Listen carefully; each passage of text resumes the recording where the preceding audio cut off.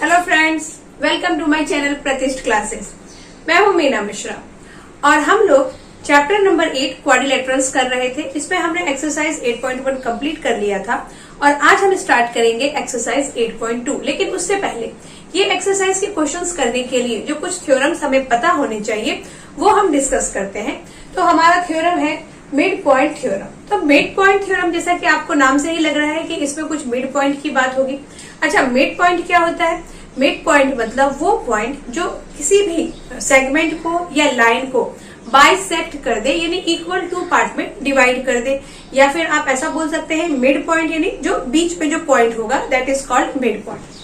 अब हमारा ये थ्योरम क्या बोलता है, देखो, the line segment joining the midpoint of two sides of a triangle। जैसे कि अगर मैंने यहाँ पे एक ट्रायंगल बनाया,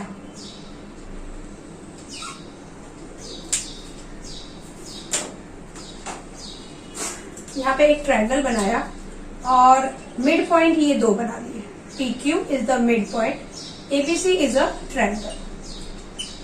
now see the line segment means यहाँ से ये PQ joining the midpoint of two side of a triangle is parallel to third side। ये जो हमने लाइन सेगमेंट बनाया है जो मिड पॉइंट को ज्वाइन कर रहा है, तो इस लाइन सेगमेंट की प्रॉपर्टी क्या है कि this line segment is parallel to BC। PQ is parallel to BC। तो समझ गए आप लोग कि मिड पॉइंट थ्योरम क्या है कि अगर आप कोई भी लाइन सेगमेंट ड्रॉ करते हैं मिड पॉइंट से, mid point of two sides of triangle, तो वो जो मिड पॉइंट होगा, वो जो लाइन होगी, सेगमेंट होगा, वो पैरेलल होगा थर्ड साइड के। ये तो हो गया मिड पॉइंट थ्योरम। अब इसी का कन्वर्स क्या हो जाएगा, converse of mid point theorem, कि अगर हमने कोई लाइन थर्ड साइड के पैरेलल बनाई है तो इसका मतलब क्या होगा कि वो मिड पॉइंट को ज्वाइन करेगी, वो मिड पॉइंट से होकर जाएगी। ओके, अब यहाँ देखो नेक्स्ट, इसी थ्योरम को थोड़ा सा चेंज किया है। The line drawn through the mid point of one side of triangle parallel to another side bisects the third side. मतलब क्या हुआ इसका कि जैसे अगर हमने यहाँ एक ट्रायंगल ड्रॉ किया है और ये चीज हमें पता है कि इसके मिड पॉइंट से एक लाइन जा रही है। The line drawn through the mid point of one side of triangle, triangle के मिड पॉइंट, जैसे यहां से भी एक लाइन ड्रॉ करूंगी और वो लाइन कैसा होना चाहिए, वो पैरेलल होगा BC के, थर्ड साइड के पैरेलल। अगर वो हुआ जैसे कि ऐसा, अगर वो इसके मिड पॉइंट से होकर जा रहा है और इसके पैरेलल है, तो इट मीन्स कि ये जो अदर साइड पे जहां पे इसको टच करेगा वो भी क्या होगा, मिड पॉइंट होगा इस लाइन का, AC का। तो through the mid point of one side of a triangle parallel to another side bisect the third side. तो ये थर्ड साइड को क्या करेगा, बाइसेक्ट करेगा। ओके, तो ये दोनों थ्योरम आप समझ गए। अब इसके बेस पे जो हमारे पास जो क्वेश्चन है वो हम लोग सॉल्व करते हैं।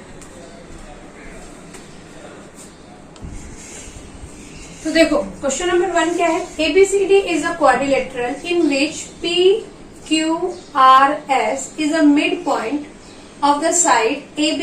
जैसे कि AB का मिड पॉइंट क्या है, P है, BC का मिड पॉइंट Q है, देन CD का mid point is R and mid point of DA is S। Okay, तो ये मिड पॉइंट हमें पता चल गया। उसके बाद और क्या दिया हुआ है, this AC is a diagonal. Show क्या करना है हमें, SR is parallel AC। SR means where is SR, SR is here. SR is parallel AC and SR is 1/2 of AC। तो हमारा जो मिड पॉइंट थ्योरम है वो यही है कि अगर हमने दो साइड के मिड पॉइंट से एक सेगमेंट ड्रॉ किया तो वो थर्ड साइड का 1/2 होता है और थर्ड साइड के पैरेलल होता है। तो हम सीधे, क्योंकि ये दिया हुआ है कि यहाँ पे ये मिड पॉइंट है, तो हम सीधे क्या करेंगे, ट्रायंगल ले लेंगे ABC। पहले तो जो गिवन है वो लिख दें हम सोल्यूशन में। हमारे पास क्या है, वी हैव ABCD, यहाँ पे आप क्वाड्रिलेटरल का साइन भी बना सकते हैं। We have quadrilateral ABCD and mid point क्या है, RQPS is a mid point. is a midpoint.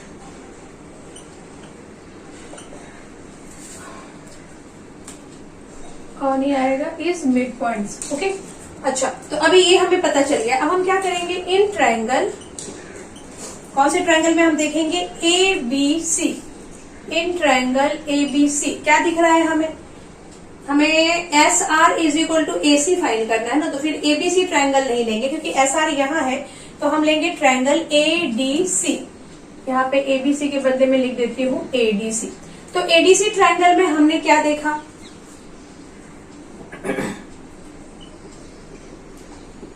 It is given that, क्या गिवन है, डी किसका मिड पॉइंट है, डी नहीं, S is mid point, S is mid point of which line, this D A. S is mid point of A D and, और दूसरा mid point क्या है, R. R is mid point of, R is midpoint of this CD. तो ये जो हम एक बार लिख देंगे कि ये दोनों मिड पॉइंट है, तो इसके बेस पे हम क्या लिख सकते हैं कि therefore SR is parallel, इसके पैरेलल होगा AC के, and SR is equal to 1/2 of AC. क्यों लिखा हमने ऐसा, बाय मिड पॉइंट थ्योरम.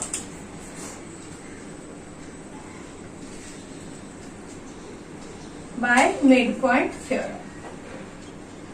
तो ये आपको क्लियर हो गया. इसमें तो कुछ करना ही नहीं था, बस हमें जो कुछ गिवन है उसी के बेस पे हमने बोल दिया कि भाई ये दोनों मिड पॉइंट है और ये जो एसआर सेगमेंट होगा वो एसी के पैरेलल होगा और उसका 1/2 होगा, क्योंकि हमारा मिड पॉइंट थ्योरम यही बोलता है. ओके, अब हमें प्रूव क्या करना है, सेकेंड थिंग्स कि PQ is equal to SR. Where is PQ, this. PQ और SR इक्वल है.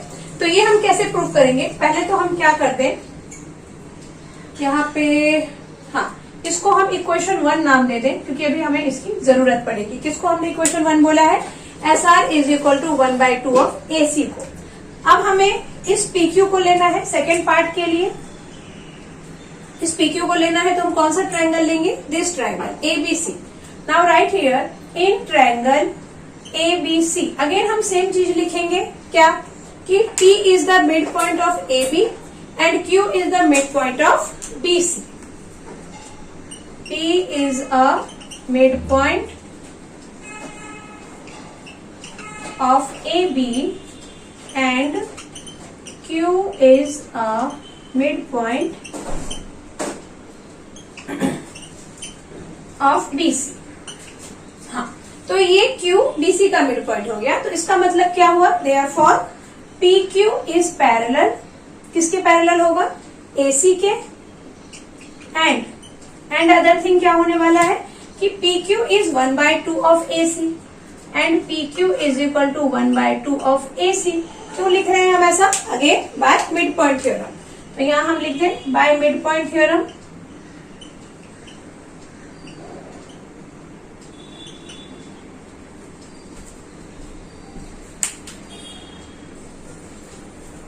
अब हम इसको इक्वेशन बोल देते हैं 2. ठीक है, अब जब हम इक्वेशन 1 और इक्वेशन 2 को देखेंगे तो क्या देखा हमने, PQ is equal to 1/2 of AC and SR is also equal to 1/2 of AC. तो जब ये दोनों मतलब दोनों का जब राइट हैंड साइड इक्वल है तो इसका मतलब लेफ्ट हैंड साइड भी इक्वल होगा. तो हम यहाँ लिख देंगे therefore SR is equal to PQ, और रीजन हम क्या लिखेंगे, from 1 and 2. From 1 and 2, 1 and 2 से हमने क्या बोल दिया कि PQ is equal to SR, जो कि हमें प्रूफ करना था. अच्छा, एक चीज और हम यहाँ से क्या बोल सकते हैं कि PQ is parallel AC and यहाँ पे क्या है, SR इज पैरेलल AC. मतलब ये PQ इस AC के पैरेलल है, ये SR भी इस AC के पैरेलल है. तो इसका मतलब क्या होगा कि PQ और SR पैरेलल होगा. तो वो भी हम लिख देते हैं, PQ is parallel AC. यहाँ पे since PQ is parallel AC and SR is parallel AC, therefore PQ is parallel SR। Okay, अब ये दोनों साइड हो गए हमारे पैरेलल। अब हमें क्या प्रूफ करना है? थर्ड पॉइंट कि PQRS is a parallelogram. PQRS, तो PQRS एक पैरेलोग्राम होगा। तो यहाँ पे हम देखो PQ इज पैरेलल SR हमने प्रूफ कर दिया है। और क्या प्रूफ, इसी तरह हम क्या प्रूफ कर सकते हैं? अगर आप एक और डायगोनल ले लें यहां से, तो हम क्या प्रूफ कर पाएंगे कि SRQ इज पैरेलल SP। ये भी हम प्रूफ कर सकते हैं, जो कि हमें करना नहीं है, बस हम सिमिलरली लिख देंगे। Similarly SP is parallel RQ, और फिर हम लिख देंगे therefore PQRS is a parallelogram. क्यों होगा पैरेलोग्राम? क्योंकि इसके अपोजिट साइड पैरेलल है, तो इसलिए ये पैरेलोग्राम होगा। तो इसमें तो सिर्फ आपको सारे जो थ्योरम्स थे वो पता होने चाहिए थे, प्रॉपर्टी पता होना चाहिए, बाकी तो इसमें हमने कुछ और किया नहीं, सारे प्रॉपर्टीज के बेस पे सब कुछ लिख दिया। ओके, तो क्वेश्चन नंबर 1 आपको समझ में आ गया। अब देखते हैं question number 2। Now see question number 2, same question है, थोड़ा डिफरेंस है, मतलब जो गिवन है वो सब कुछ सेम है जैसा कि फर्स्ट क्वेश्चन में था। ABCD इस बार हमारे पास एक रोम्बस है। तो रोम्बस आपको पता ही है कि रोम्बस क्या होता है? रोम्बस जिसके ऑल साइड इक्वल होते हैं। ओके, तो ये रोम्बस है और PQRS आर मिड पॉइंट, इसमें ये मिड पॉइंट दिए हुए हैं। उसके बाद हमें प्रूफ क्या करना है कि ये जो बना मिड पॉइंट को ज्वाइन करके जो हमने ये क्वाड्रिलेटरल बनाया है, दिस क्वाड्रिलेटरल इज रेक्टेंगल। अब रेक्टेंगल क्या होगा? रेक्टेंगल को प्रूफ करने के लिए हमें क्या प्रूफ करना पड़ेगा कि इसके जो साइड है वो पैरेलल है। ओके, और साइड पैरेलल होने के बाद, साइड पैरेलल है और साइड इक्वल भी है, ठीक है, वो दो चीज हमने प्रूफ कर दी। और उसके बाद रेक्टेंगल में और क्या होता है कि उसके जो सारे एंगल होते हैं वो सब 90 डिग्री होते हैं। तो इसमें हमें 90 डिग्री है वो प्रूफ करना है, और साइड जो है वो पैरेलल एंड इक्वल है ये भी प्रूफ करना है। तो हम 1 बाय 1 प्रूफ करेंगे। ये दोनों चीजें अगर हमने प्रूफ कर दी तो उसके बेस पे हम बोल पाएंगे कि PQRS इज अ रेक्टेंगल। तो देखते हैं कि कैसे प्रूफ करना है हमें। तो पहले तो सोल्यूशन में आप सब कुछ जो भी हमें गिवन है वो सब आप लिख लें कि ABCD is a rhombus, PQRS are mid point of the side this respectively. यहाँ तक आपको गिवन में लिखना है।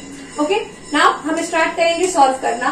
तो यहाँ पे हमने कंस्ट्रक्शन किया है CA, यहाँ लिख देते हैं हम CA is diagonal of rhombus. Rhombus का नाम क्या है? ABC। इन ट्रायंगल, अब हम किस ट्रायंगल की बात कर रहे हैं? हमें कोई भी आप ट्रायंगल ले लो, चाहे ये या ये, तो हम इस ट्रायंगल की बात कर रहे हैं, इन ट्रायंगल ABC। ABC में हमने क्या देखा? ABC में हम क्या देख रहे हैं कि Q is mid point of BC and P is mid point of AB। तो लिख दिए यहाँ पर Q is mid point of, Q किसका मिड पॉइंट है? BC, and P is mid point of, किसका मिड पॉइंट है? AB का। वेरी गुड, आपको तो सब पता चल गया, AB का मिड पॉइंट है। तो देयरफॉर हम क्या बोल सकते हैं? हम ये बोल पाएंगे कि QP is parallel AC। Therefore QP is parallel AC। Okay, अब QP अगर AC के पैरेलल है तो इट मीन्स क्या होगा कि QP इज पैरेलल EF, क्योंकि ये AC के ऊपर ही ये EF हमने ड्रॉ किया हुआ है। तो therefore QP is parallel EF, and यहाँ पे क्या होगा? QP is equal to 1/2 of AC। This QP is 1/2 of AC, लेकिन यहाँ हम AC के बदले EF नहीं लिख पाएंगे। ओके, क्योंकि QP AC का 1/2 होगा, EF का 1/2 वो नहीं हो सकता है। पैरेलल हो सकता है। पैरेलल क्यों हो सकता है? क्योंकि ये जो लाइन पैरेलल है उसके ऊपर ही हमने ये 2 पॉइंट लिए हुए हैं। तो QP is parallel AC, therefore QP is parallel EF, and this one, इसको आप इक्वेशन 1 बोल दो। अब हम इधर आ जाएं, इस ट्रायंगल में हम सेम चीज देखेंगे। हम क्या देखेंगे now? In triangle ACD। ACD में हम क्या देख रहे हैं, हमने क्या देखा, R is mid point of CD and S is mid point of DA। R is mid point of, किसका मिड पॉइंट है, R मिड पॉइंट है CD का, and S is mid point, S is mid point of DA। ये अभी हमने देखा, तो इसका मतलब हम क्या बोल सकते हैं यहाँ पर, हम अगेन वही बोलेंगे जो इससे पहले हमने बोला कि SR is parallel AC, SR is parallel AC and SR is equal to 1/2 of AC, ये हमने बोल दिया। और therefore SR इज पैरेलल किसके, EF के, ये SR इस EF के भी पैरेलल हो जाएगा।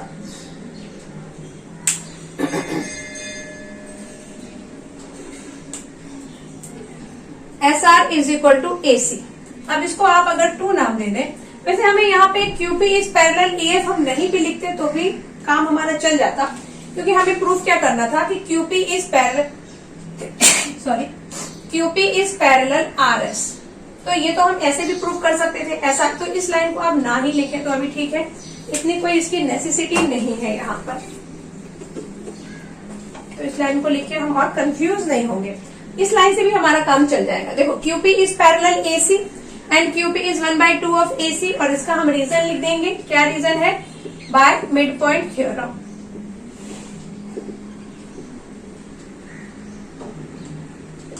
ओके, और यहाँ पर भी SR is parallel AC and SR is equal to 1/2 of AC, again the same reason, by mid point theorem.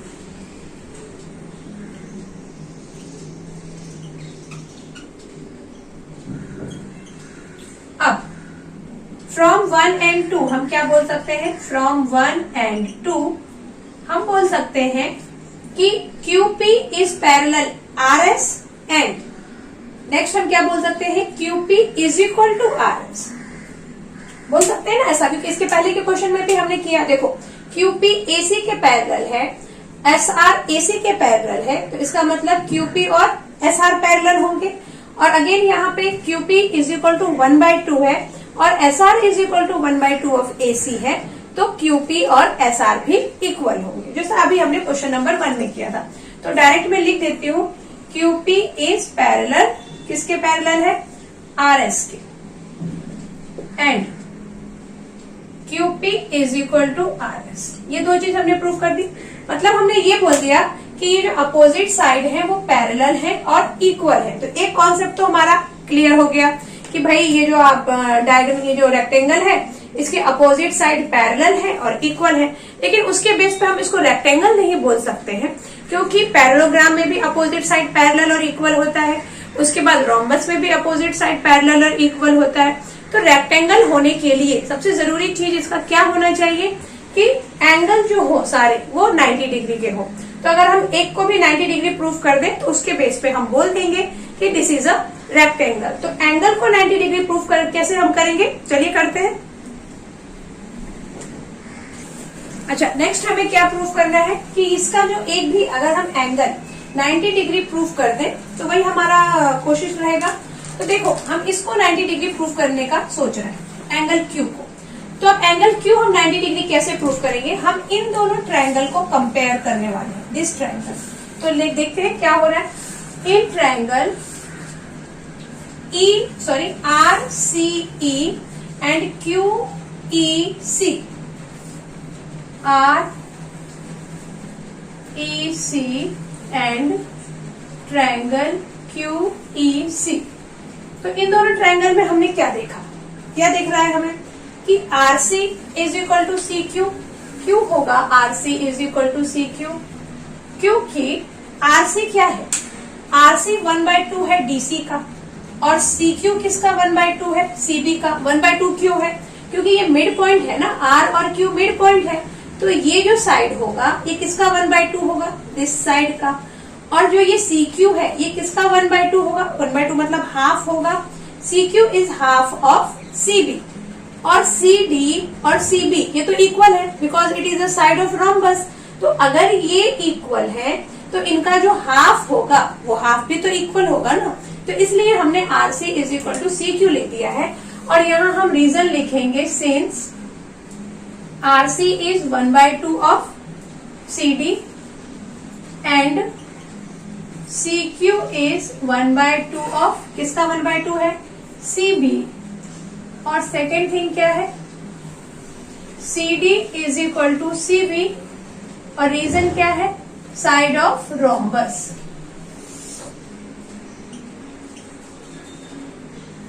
तो ये चीज हम ऐसा यहाँ पे ब्रैकेट में लिखेंगे। ओके, तो अब हमने लिख दिया R C is equal to C Q.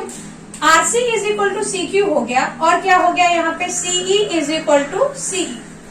CE is equal to CE common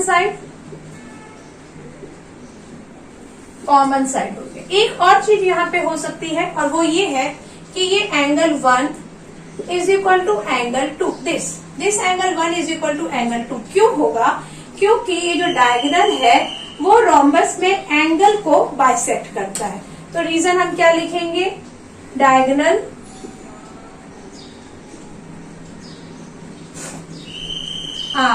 diagonals are angle bisector in rhombus. Rhombus में डायगोनल क्या होते हैं एंगल बाइसेक्टर होते हैं और एंगल बाइसेक्टर का मतलब तो आपको पता ही है जो एंगल को 2 इक्वल पार्ट में डिवाइड कर दे। तो ये इसका एंगल बाइसेक्टर है देयरफॉर 1 इज इक्वल टू 2। अब इन तीन चीजों के बेस पे हम क्या बोल सकते हैं therefore triangle REC is congruent triangle QEC। और कौन सा यहाँ पे कॉन्ग्रुएंसी लगा बाय हमने क्या प्रूफ किया दिस साइड SSA। तो by SSA test SSA congruency by SSA congruency या ASS कॉन्ग्रुएंसी भी आप लिख सकते हैं। चलिए ASS लिख देते हैं क्योंकि SAS लगेगा यहाँ पर SAS। क्यों SAS? क्योंकि ये वाला side then this angle and again this side हमने कॉन्ग्रुएंट बोला है SAS। तो SAS कॉन्ग्रुएंसी से ये कॉन्ग्रुएंट प्रूव हो गया। अब अगर ये कॉन्ग्रुएंट प्रूव हो गया तो हम क्या बोल सकते हैं कि this angle 3 and angle 4 angle 3 is congruent angle 4 CPCT corresponding part of congruent triangle CPCT। Okay, अब आप देखो कि ये 4 और 3 तो इक्वल हो गया। ये जो 3 है और ये जो एंगल Q है ये अल्टरनेट एंगल है। क्यों अल्टरनेट एंगल है? क्योंकि हमने अभी देखा था कि QP इज पैरेलल CA। तो अगर QP और CA पैरेलल हैं और EQ को अगर हम ट्रांसवर्सल ले लें तो हम क्या बोल सकते हैं this 3 and Q is alternate angle. लेकिन उसके पहले हमें इस एंगल 3 की वैल्यू फाइंड करनी होगी। अब इस एंगल 3 की हम वैल्यू कैसे फाइंड करें? इसको हमें 90 डिग्री बताना है।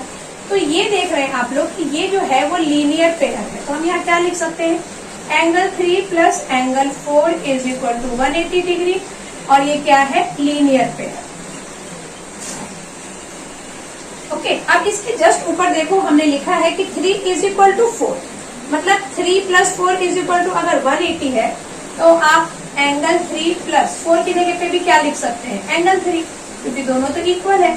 तो आपके पास आ गया 2 angle 3 is equal to 180 degree और यहाँ से आपको मिल जाएगा angle 3 is equal to 180/2 that means angle 3 is equal to आपको मिल गया 90 डिग्री।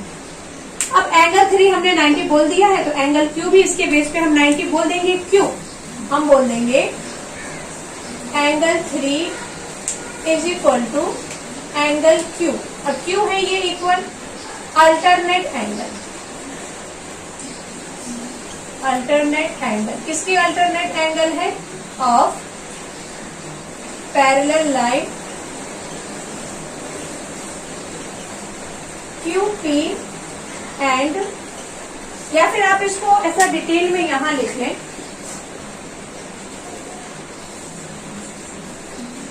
हम क्या लिख देंगे QP is parallel CN and transversal हम किसको ले रहे हैं? CQ.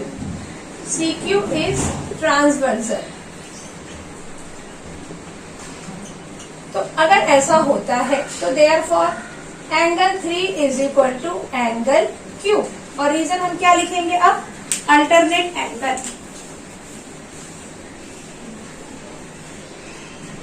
ये अल्टरनेट एंगल है. तो अल्टरनेट एंगल होने की वजह से ये Q इक्वल हो गया. Therefore angle Q is equal to 90 degree. अब ये आ गया 90 डिग्री. तो इसके बेस पे हम बोल सकते हैं कि क्या प्रूफ करना था हमें कि PQRS इज रेक्टेंगल. तो ये क्वेश्चन आपको समझ में आ गया कि quadrilateral PQRS is a rectangle. अच्छा, ये फर्स्ट पार्ट तो आपको समझ में आ ही गया होगा कि हमने इसको रेक्टेंगल प्रूफ करने के लिए QP और SR को इक्वल और पैरेलल कैसे प्रूफ किया था. काफी इजी था वो. जो सेकंड पार्ट है वो मैं आपको एक बार बताती हूँ कि हमने 90 डिग्री कैसे बोला. देखो, ये दोनों ट्रायंगल को हमने कंपेयर किया. तो इन दोनों ट्रायंगल में कैसे कंपेयर किया हमने? RS is equal to CQ लिखा. क्यों लिखा? क्योंकि RS is half of DC and CQ is half of CB. क्योंकि R और Q जो है वो आपको मिड पॉइंट गिवन है. उसके बाद हमने क्या कर दिया? CE is equal to CE common side है and angle 1 and 2 is equal. क्यों इक्वल होंगे? क्योंकि रोम्बस में जो डायगोनल्स होते हैं वो एंगल को बाइसेक्ट करते हैं. ये एक रोम्बस की प्रॉपर्टी है. इसके बेस पे इन दोनों ट्रायंगल को जब हमने कॉन्ग्रुएंट बोल दिया तो फिर हमने 3 और 4 को भी कॉन्ग्रुएंट बोल दिया बाय CPCT. अब 3 और 4 कॉन्ग्रुएंट हो गए तो हमें वैल्यू फाइंड करनी थी क्योंकि हमें इसको 90 डिग्री बोलना है. तो 3 प्लस 4 is equal to 180 because it is a linear pair. और वहां पे फिर हमने एंगल 3 फाइंड कर लिया, दैट इज 90 डिग्री. अब ये और ये क्या है? अल्टरनेट एंगल है. कब ये अल्टरनेट होंगे? अगर पैरेलल होगा. कौन पैरेलल होने वाला है यहाँ पे? इस वाले ट्रायंगल में QP and CF is parallel and CQ is transversal. तो मैंने क्या लिखा है? QP. हाँ, QP और CF ले लो या QP इज एंड CA ले लो. पैरेलल है और CQ इज ट्रांसवर्सल है. तो ये दोनों हो जाएंगे अल्टरनेट एंगल और वो इक्वल हो जाएंगे. तो बस इस तरह से हमने प्रूफ कर दिया. तो होप आपको समझ में आ ही गया होगा. बाकी के क्वेश्चंस हम लोग नेक्स्ट लेक्चर में करेंगे. Thanks for watching.